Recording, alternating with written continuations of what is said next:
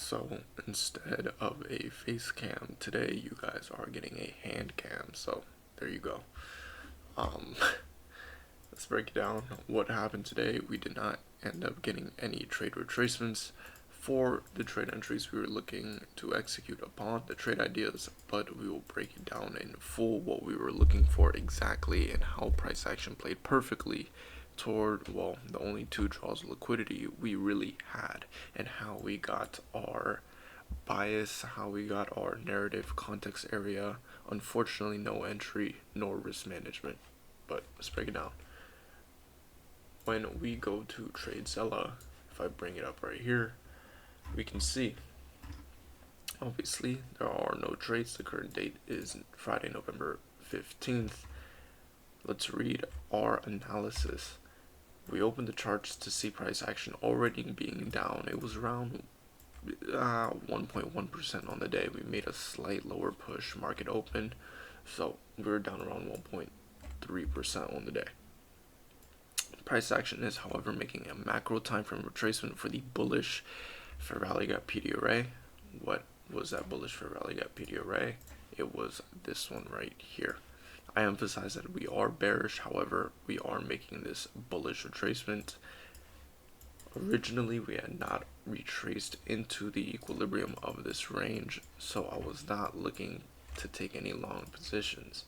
However, we are now focusing on looking to be bearish until the market showcases otherwise. We do have two possible draws in liquidity acting as the narrative for price action. Our draws acted as the narrative for price action to draw toward. We already had our bias down, so that's two things checked off the list. We have our bias, bearish targets, that is our narrative, that is where we're looking to go. Remember the 5 fundamentals, don't forget those 5. What are the 5? Bias, narrative, context area. This is typically called your trade idea, your entry, and your risk management. These are universal throughout any trading strategy. You will find this time and time over and over again to be true.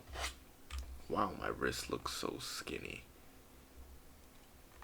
I think it's time to start a cycle. Oh my gosh. That is...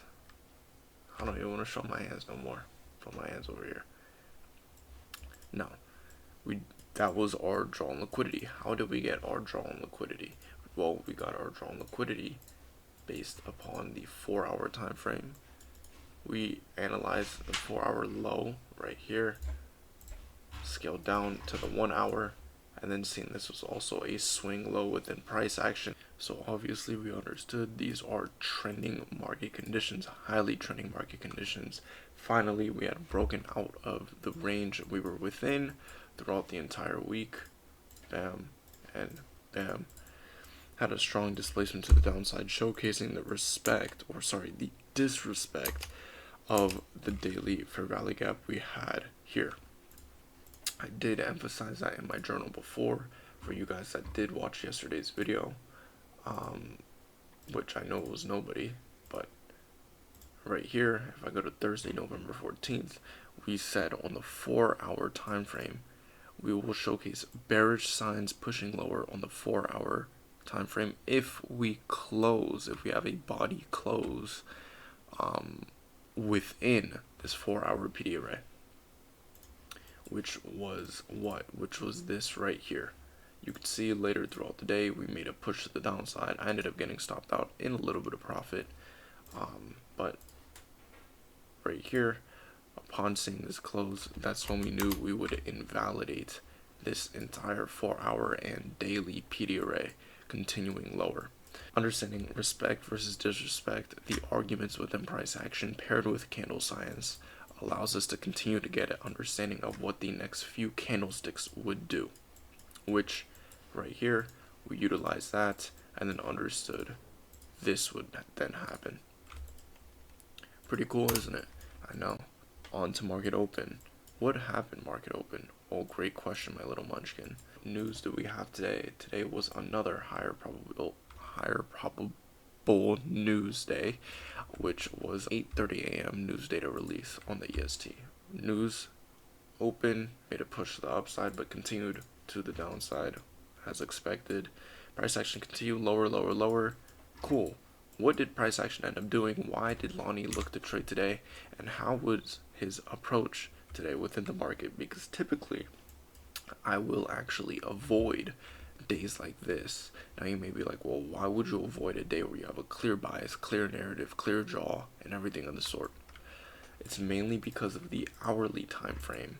I like to see hourly retracements and hourly more so building up to the push. I don't like to execute during the middle of either a liquidation or a rally because I feel like I'm only getting the bits and pieces of the move rather than the actual move itself. However, this is something I realized recently with PD arrays. When we do form these PD arrays, it showcases extra confluence for an even better trade and a higher probable trade when we continue to form more PD arrays off of those previous PD arrays. What does Lonnie mean? Well, if we form right here a 5-minute fair value gap, retrace into it, validate it, then continue to form another 5-minute fair value gap. This showcases the validation of trend, meaning this imbalance right here provides us with more than enough confluence to literally set a limit order right there, waiting for price action to make the retracement and continue lower, which it did exactly that, but unfortunately did not make that retracement. If I showcase to you guys the images, you can see in real time. Let's move that. Okay. You can see in real time. This is, oh sorry, wrong day. Let's go back to Friday Perfect. Okay. This was daily. This was 1 hour. This was 5-minute, pushing to the downside, forming this PD array. Now, this was our trade idea. I'll showcase that to you guys on the charts. We said new PD arrays being formed after validating prior PD array showcases good bearish confluence, or any confluence, within the respect of your desired direction, aka your bias. We may have to result in getting an adjusted trade entry following the next formation of a new PD array due to forming a possible breakaway for value gap that we may not retrace in order to fill our trade entry. We did exactly that, ended up forming a breakaway for value gap, which you can clearly see. By this time we already hit our drawn liquidity, our first one, meaning there was no point to try to go in and look to see this trade entry. I can't, my wrist pissed me off. And that exactly happened. We ended up forming an adjusted, or well, another PD array, not getting an adjusted trade entry. Why? Because we had an issue. What was the issue? Our trade stop loss. Now, let's say we would have gotten a retracement into this PD array right here. Cool. Would have looked good. But the issue would have been our stop loss, the placement of our stop loss, and the risk to reward ratio. Now, if we wanted to go up here and target this for a 1-to-1, which some people may argue, Lonnie, that's horrible. The risk reward is not exactly on par with the industry standard of 1-to-50, I know. But you have to remember, we're playing into probability. Would you rather take a higher probable 1-to-1 or a lower probable 1-to-5 risk reward, having a higher win rate with the 1-to-1 risk reward ratio and a 20 or 30% win rate, destroying your trade psychology with a 1-to-5 risk reward ratio? Yes, you will be more profitable with the 1-to-5, but in the long run, you will not survive. You won't survive because you don't have a honed edge over the market. Pairing that with consistent probability, you having a lower win rate showcases improbability. And now, I'm not saying this just to say this, I'm speaking it from my own experience. If I open my Notion journal, I used to go in and target 1-to-14s a long time. I used to be just like the industry standard. Let me show you, like, mistrade 1-to-10R, mistrade 1-to-30R. Let's look at this. I wish I could make this up to you guys. This entire move, breakout to the downside, small trend line structure break, target 1, target 2, target 3, 1 to 30R. I really can't make it up. 1 to 30R. Bam. 1 to 7R. 1 to 14R. 1 to 14. 1 to 15. What else? And you can see it was just lost, mistrade, 1 to 8, 1 to 3 and 7. I mean, I caught the 1 to 5, 1 to 6, whatever. 1 to 8. I'm showcasing that to you guys because yes, I've played the game of trying to catch all of these crazy moves, and I realized they're not probable. I was making money with it and I was profitable with it, but it destroyed my psychology when trading it. Why?